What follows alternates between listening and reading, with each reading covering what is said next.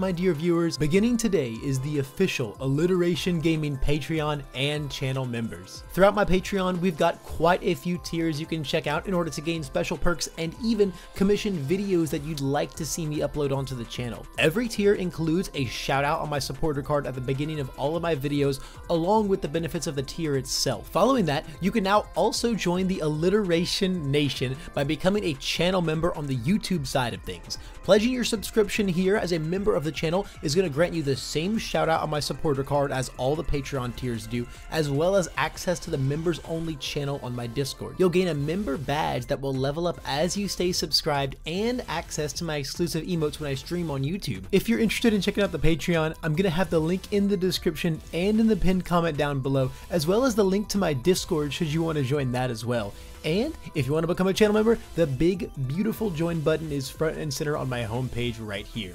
And if you do decide to support the channel in any way whatsoever, know that I am unimaginably grateful, and I can't wait to provide you with even more top-notch content at my trademark top speed. Additionally, it's time for the return of the referral code. If you're new here and you're just getting into the game, you've got to make an account on the Universus Gaming Network. When you're signing up, you can use my exclusive referral code Alliteration to let Jasco know that I brought you on board, which directly supports me and my work. Having an account on the UGN site is going to allow you to sign up for tournaments, participate in events, locate stores that support the game near you, and much, much more. Playing in events and or mailing in pack wrappers is actually going to accrue loyalty points onto your account, which you'll then be able to redeem for exclusive promo cards in the mail for absolutely free.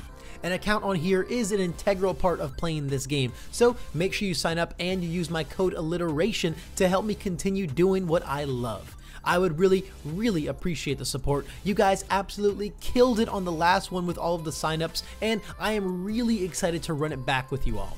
Now, let's get on to the video. Good evening, my dear viewers, and welcome to another Alliteration gaming video. My name's Levi, and today we're going to be doing another deck profile on Mr. Eraserhead 1 on the all symbol, focusing specifically on the punch package. Now, this is a deck that I really recently profiled on the channel. Right before set 4 came out, I did my set 3 version because I wasn't sure how I was going to play Eraser in set 4. I was thinking about some death builds, either with all of the new Toga weapons or with some of the more good stuff style, like Bromley and Jose ran at the HLC. I was looking at Void again, now that they got a way to protect Spooky and a bunch of cool new weapons, and I was even considering all weapons again because of cards like Scout in the Forest and Needle Stab. However, when I saw Valiant Assault and a couple other things come out, I had a feeling that all punches was still gonna be the way to go entering set 4. And so after getting in the lab with Eraserhead for quite a while, all punches was the build I decided to pursue once more and started testing on, and this is the build that I eventually settled on for this competitive season. Now, speaking of the competitive season, I did pilot this deck all the way to first place in my Provisionals Tour Championship. I gave away my invite, of course, because I'm going to be casting every Nationals, but the deck went extremely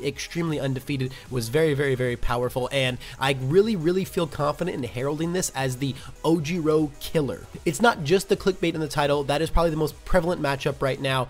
Ojiro 2 is the deck everyone and their mother is talking about, and especially when it comes to these Provisionals Tour Championships, Ojiro 2 is pretty much the deck that I see everyone deciding to swap to because they're just trying to sweat it out real quick for the invite, which I cannot fault them for. It's a very strong deck and a very easy deck to play. Now, Eraserhead, on the other hand, is not so easy to play, but when you're in a Provisionals Tour Championship, you're probably playing like 5 or 6 rounds max, which is a really reasonable amount of time to play Eraserhead perfectly. Of course, his big thing is if you mess up once, you're probably just gonna go splat. But if you're not having to take it all the way to, like, you know, an 8th or a 9th round to get all the way into top cuts or something, this is a much more friendly environment for this deck to live in, especially if, as I said, everyone and their mother is going to be playing Ojiro 2. So I think this is a really good deck for your PSCs. I thought that it was a really good choice. Andrew Holder, my good friend and teammate in the Unfun Stuff group, also piloted this deck to a first place finish in his own PSC, at least a very similar version. He tweaked a few cards. I'm sure you guys are going to be seeing that shortly on his own channel. But the fact of the matter is, the deck is tried and true and tested, and it's what I'm here to talk to you guys about today. Now, we've profiled Eraser so many times on this channel already, and he's such an older character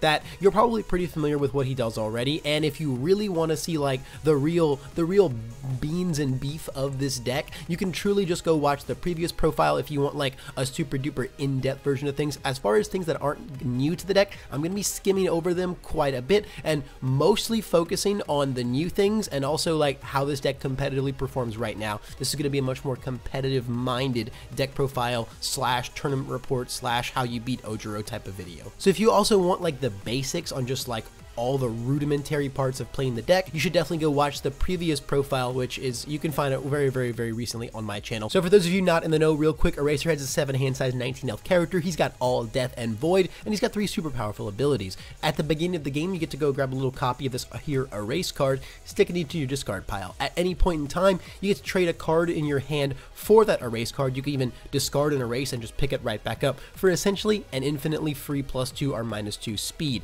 And of course, when you play or block with an action, turning him sideways is going to let you draw 2 cards. The core of what you're supposed to view this character as, in my opinion, is much less the control elements. I don't really see this guy as a control character. I like to look at this guy much more like All Might 3. All Might 3 is an 8 hand size, 30 health character that just puts free stats on things. Eraserhead is a 9 hand size, 19 health character that also puts free stats on things. They're very similar characters in my opinion, and I play them very similarly. My goal with this deck is just to leverage Eraserhead's advantage and defensive power to really build yourself up a decent wall until you can eventually just drive a ton of attacks, a big nice sculpted hand of moves, while simultaneously surviving anything and everything that they can throw back at you in the process. I will say though that in this current format, erasing is more prevalent than it's ever been. Really the big 3 decks to look out right now are Jiro, Tokoyami, and Ojiro. You're not going to erase at all really against Jiro because you get to stop her responses. You might erase occasionally against Tokoyami, but Ojiro, you're going to erase the life out of Ojiro, and since, you know, that's kind of mostly what we're here to talk about is fighting Ojiro with this deck. This deck is so insanely positioned to fight Ojiro right now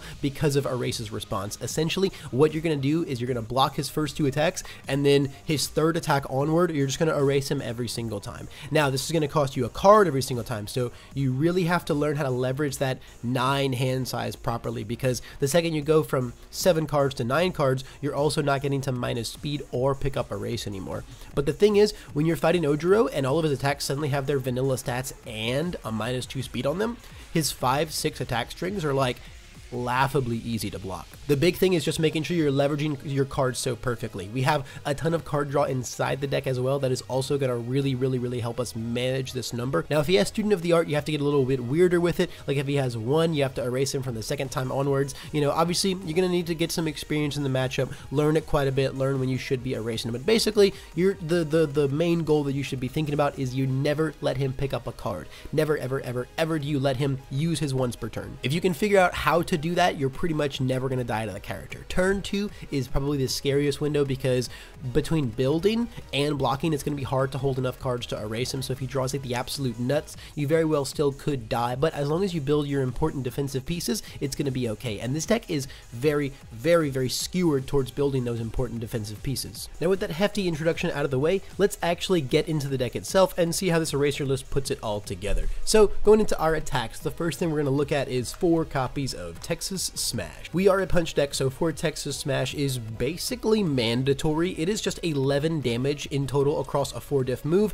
With the introduction of things like Valiant Assault in our deck, cards in our hand are not a real cost anymore. We are so ready to discard willy-nilly, so this is just a free 11 damage spread on a 4 diff. It's a 6 high for 7 by itself. It's just super duper crazy card, and it's really what carries the punch symbol to be able to execute kills so easily and so out of nowhere. Like if you just draw 2 Texas Smash, that kills almost anyone if they're not like truly prepared for it. Next up, the newest member of the group is going to be 4 copies of Valiant Assault. This card is loco. This card pushed the punch package so freaking hard. It is just a free draw 2. It is the freest draw 2 in the world. It's a 3-mana for 4, which is like laughably bad stats, but it's a 4 diff anyway, so you can't really expect that much. And it's a +2 off zone block, and it has another enhance that lets you avoid a bad check if it hits. This card is just loco, man. It's like everything that these punch decks really wanted. On the all symbol, you get to abuse things like Snack Time and our Texas Smash, and when we just draw like double Valiant Assault, we have infinite cards in our hand, and it's crazy. And it's so good for Eraser because of how flexible he is, right? If they like break or 2 block this or something, you just say, okay, well, I drew 2, I can now like build 5 pass and just be like super duper chilling.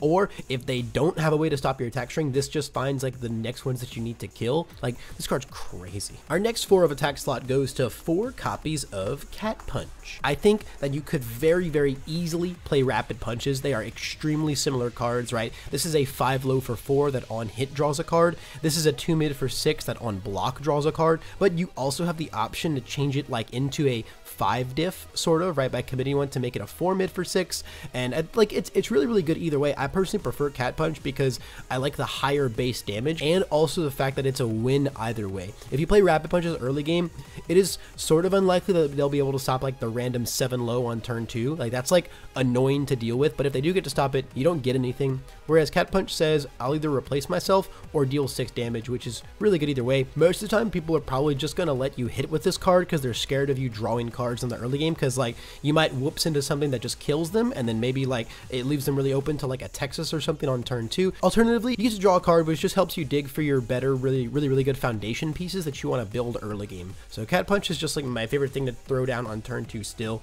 We also don't play the Hardened Barrage anymore, so the Rapid Punches doesn't feel as good by itself. It's still good. I think this slot here is like totally player preference. Next up, another newcomer to the lineup is possibly my favorite card in the entirety of set 4. We are hard rocking 3 copies of Final Smash. This card is so phenomenal. The second your rival has 8 or more foundations, it's just a 4 diff, which for a 5 high for 6, 7 high for 6 in our deck, not to mention it lets you stack the top card of your deck, which just has so many applications. If you have like a Mediator or a Chivalrous, you basically get to just target draw any card in your discard pile, which is pretty loco. Or you just stack a 5 on top and say your next check is Gucci. If you can put like a Specialist of Sound on there too, it's even better to get even more benefit out of it. This gives you a little more utility in like check hacking or selective drawing now, right? Final Smash just, in my opinion, brought a whole lot to this deck for really free. And of course, speaking of killing people with stats, our last attack is 3 copies of Hardened Uppercut.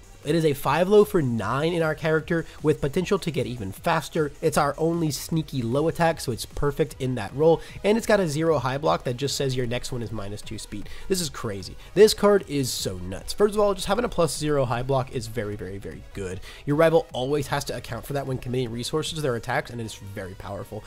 Especially against a lot of the meta matchups, you're gonna be dealing with every zone against Ojiro, so obviously you always have the perfect mid because you're playing Eraserhead. This is your amazing high that just makes their next one super duper suck. The -2 speed can also leave them even more open to a spooky play, which is very annoying. And of course, when you're fighting Jiro and Tokoyami, almost everything threatening you is a high attack in those decks, so it's just fantastic. It's an amazing kill condition. Most of the time, I like to build up a couple momentum and then just go like anything into Texas Smash into this for like 13 damage, and that usually just gets there. It's a 63 card deck basically with 18 attacks, which is like a little light, but you really don't want to draw a lot of attacks super early on. The only thing I really wish this lineup had was a low block attack, but the options for those on the punch package on all are not fantastic, and I really don't think that it's worth jeopardizing this really beautiful attack lineup for. We kind of make up for our low block zone count when it comes to our foundations. Before we get to our foundations though, let's talk about our actions. First of all, we are of course running the other 3 copies of Erase. We talked about this card a ton already. You really need to play all 4. Right now it's really important to see multiples super early on against Ojiro because you want to be able to have one to erase him every time,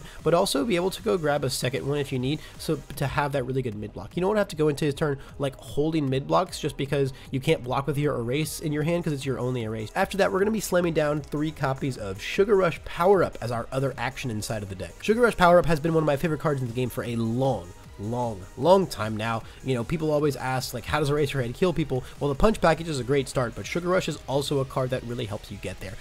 The selective flip is like nice. I rarely ever use this. There's not many important cards in the format to be flipping with this right now. However, when it comes to the +2 speed and +4 damage, it's very good. This card kind of represents like another attack in the deck essentially, but also it can be a 1 high block that draws 2 cards when you block with it because of your character. Alternatively, it can be like a 2 speed to like a Texas or something big, or like to an uppercut that then like makes it cross that unblockable threshold that says, hey, now my 13 damage move, my 11 damage move, it actually gets there now. You can't stop it now, which at that point, that's way more valuable than just another attack on a 1-diff action, basically. One of the things that Andrew really talked to me about when he was piling the deck was he felt the sugar rushes in the main were a little unnecessary. He preferred capture evildoers in the main instead of the sideboard. I also think that is very respectable. Sometimes it is a bit more of like a just a stat dump win more card, whereas having something like evildoers in the main, or I don't have them yet, but even teamworks in the main could be really good to also account for the deck having very little low blocks in it. I'm definitely going to be testing with those other actions in the main, but for the purpose of this profile for my PSC, I did play Sugar Rushes, and it is just a very good card. Let's talk about our foundations now, because I think that's where you're going to see the real strategy of the deck come together. You know, the attack lineup is very straightforward, but the foundations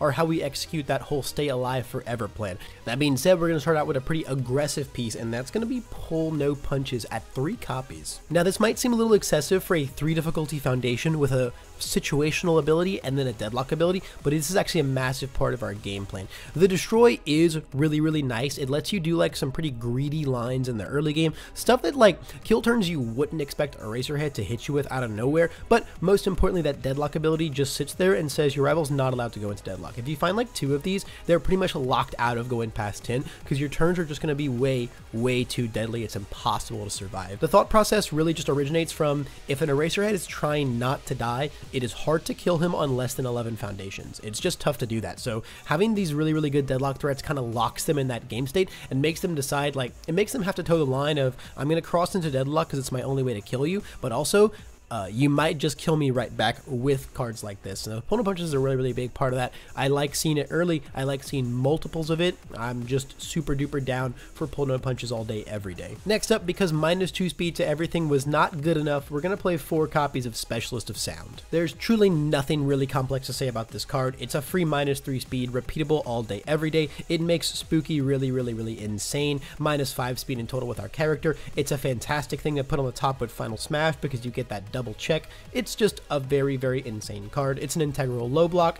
There's just no reason not to play 4 in all 3 of its symbols for the most part. The next thing on our list is going to be 4 copies of Spooky. Now, as a unique foundation, this may seem very excessive, but truth be told, Spooky is just one of the primary reasons to play Eraserhead. Spooky is so important to surviving everything that your rival can throw at you. Their moves all start at -2. Add a Specialist in there. It's very easy to make a 0 speed and then commit for a 0 damage move. It's basically just a free block every single turn if you use it properly, and being able to open with it is honestly one of the reasons I'm playing such a smaller deck. It's just a very good wall piece. It gets around things like throws, which is one of Eraserhead's biggest weaknesses. It gets around things like Electric Jolt. This pretty much says that your Ojiro opponents never get to hit you with a Gravity Lift or a Jolt, which means they don't get their free momentum, which means they can't kill you. That character can't really kill this character without momentum. And while it does suck to draw extra copies of a unique +3 high block, the +3 is really doable because you're Eraserhead, and you can always just discard the extra copies in your hand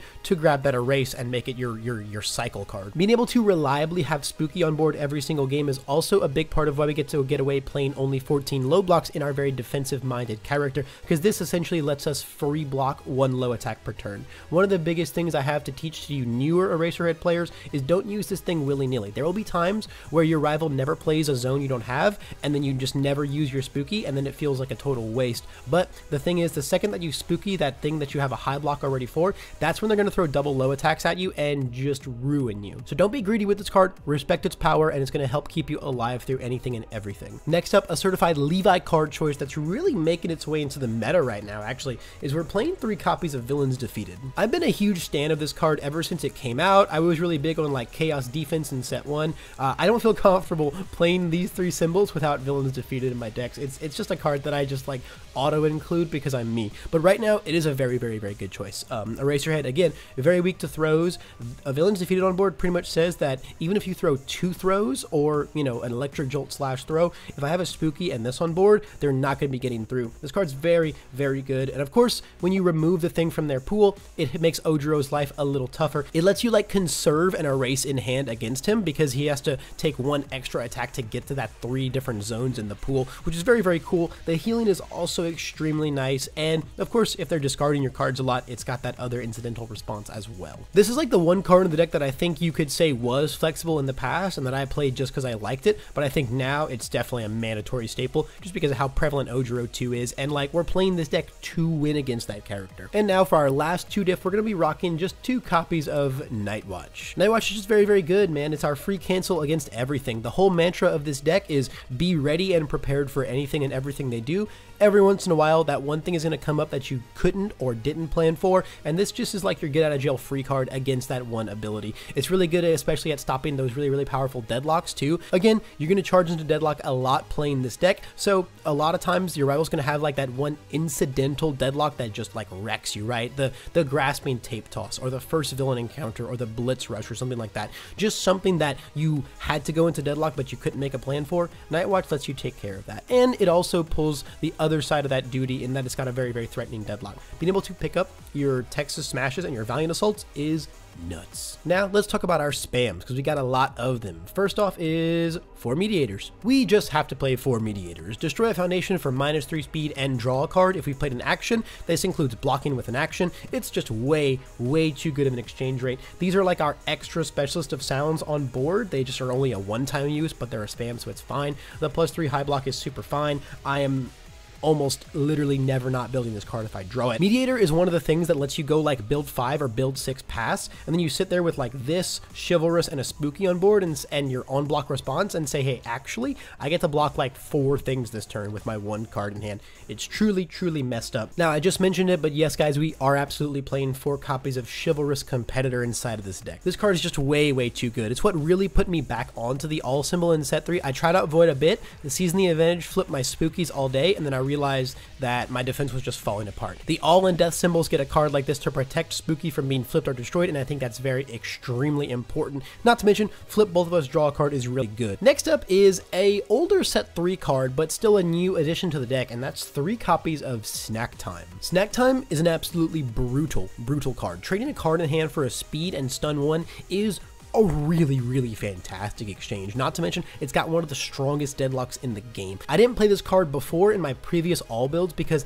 they didn't really have like the hand size to support playing a card like this so aggressively, but now that we've got Valiant Assault in our deck, it just really combos with all of our other draw power to make sure that we just have non-stop cards in hand, and that when you're ready to like go in on your rival with like your 4 or 5 attack string turns, you're able to snack time on every single one. It's just really, really nuts. And again, that deadlock is a big part of the jail that we get to put our rivals in. A pull no punches and a snack time on board pretty much says I'm just going to come in with 3 speed and stun 2 on every single one of my attacks. Our last 1 diff here is just going to be a pair of Daunting Messages. Honestly, there are a ton of other foundations that I wish this could be inside of the deck, but I don't want to run only 12 low blocks. 14 is pretty much where my comfort zone ends, so these 2 are really just like, this is the best of the low block options that I would really want to play. They could be unexpected heroes if you really want. I think this card is like a little more useful, but I totally see the merit of both sides. But it's a very handy low block that we always feel fine holding, and sometimes if we do build it,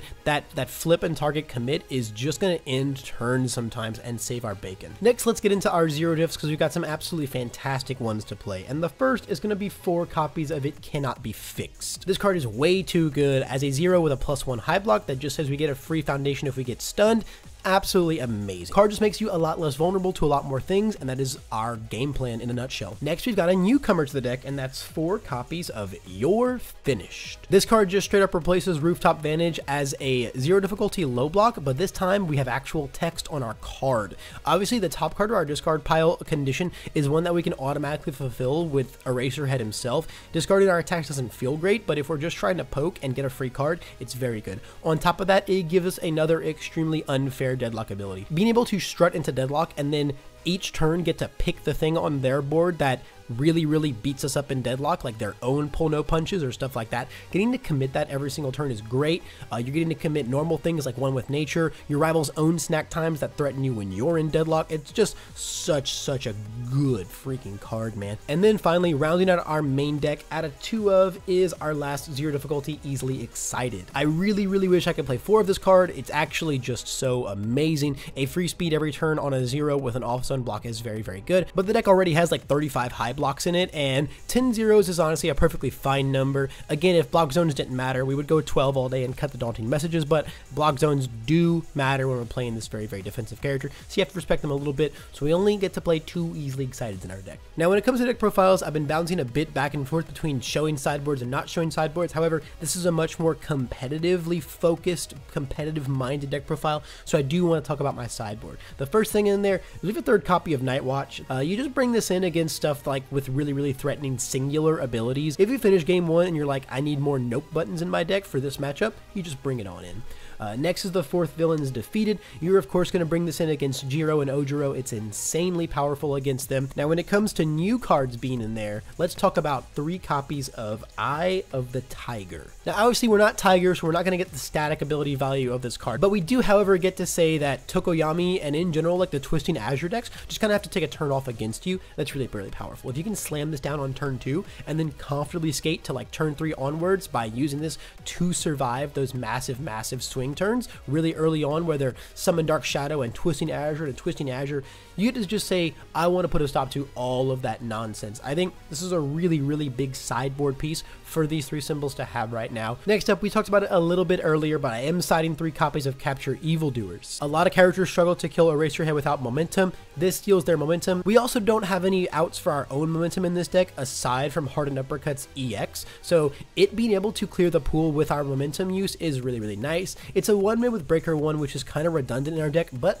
actually important when you're fighting Ojiro, because if you have to hold your erase to erase him on the next move, you want to still be blocking with a really good mid block, so it does actually find application there. And of course, denying jolts and grav lifts and the momentum and things like that is just all too powerful. And then the last thing in our sideboard is just a pair of convenient timings. Convenient timing is very, very good.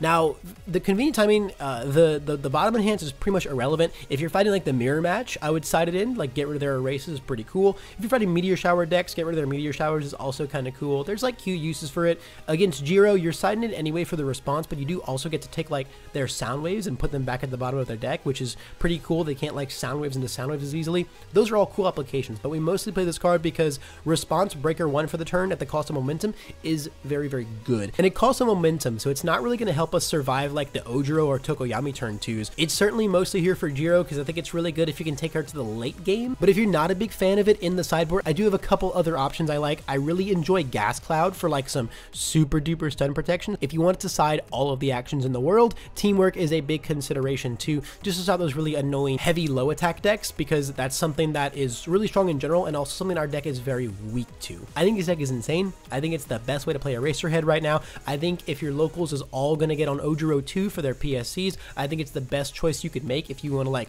use your brain and really sweat it out, because man, if you can get past turn 2, that matchup is almost impossible for Ojiro to win. And also, when you go against the other big dogs of the format right now in Jiro and Tokoyami, I think your odds are still really, really good. You block those decks really well. If you play the momentum denial game perfectly against Jiro, it's really, really hard for her to ever threaten you. Tokoyami, on the other hand, is going to sometimes kill you turn 2 with like 7 attacks, because that's just what he does sometimes. But when he doesn't find those highest of high rolls, this deck probably does have the best odds of surviving those turn 2s. It's got a very, very solid game plan. It's got a very, very solid attack lineup. There's not really anything that this deck wants to do that it does not get to do. And playing it all day into a bunch of Ojiro 2s for my PSC felt absolutely fantastic. As far as any changes I would make to the deck, again, considering Teamwork for the sideboard, considering Evildoers in the main board, I also think that I should be mainboarding either one Determined or one Patient Observation, basically to have at least one 6 check in the deck to find in my discard pile and then go and stack with Final Smash if I'm not stacking something that I'm able to draw. Patient Observation is cool as an extra low block in the deck, and like it does use our momentum pretty effectively, but Determined is probably going to be my choice because it's got an extremely messed up deadlock, and it makes things like our Night Watch +3s, our Spooky +3s, our Mediator +3s, makes them all +0s, which is pretty insane. So I would probably honestly just throw one of these into the deck, no questions asked. But yeah, that's like my immediate change that I want to make. Otherwise, the deck felt extremely smooth, extremely fluid, and if you don't mind putting your brain to work a little bit, this deck is a fantastic choice. It's a little rougher for like the big like RLE events. You might struggle a little bit more to play the deck perfectly across that entire day, but if you can really train your brain and put it up to the task, I think this is one of the strongest decks in the format right now. Anyway guys, that's going to be it for this deck profile. Thanks so much for watching all the way to the end. This is probably going to be a very lengthy one because like it's It's like 2/3 deck profile, 1/3 meta talk, tournament report, stuff like that. But if you really want that big juicy package of competitive content, this profile is going to be here for you. And if you watched all the way through to the end, thanks a ton. And if you learned anything from it, I would really appreciate some feedback and support via the like button and the comment section down below. And of course, if you want to go the extra mile, you can hit the join button and become a channel member, or you can check out my Patreon to get advice on your own decks or any of my other video commission tiers that are available. That all aside though, I just appreciate you watching and supporting, and I hope I get to see you in the next one.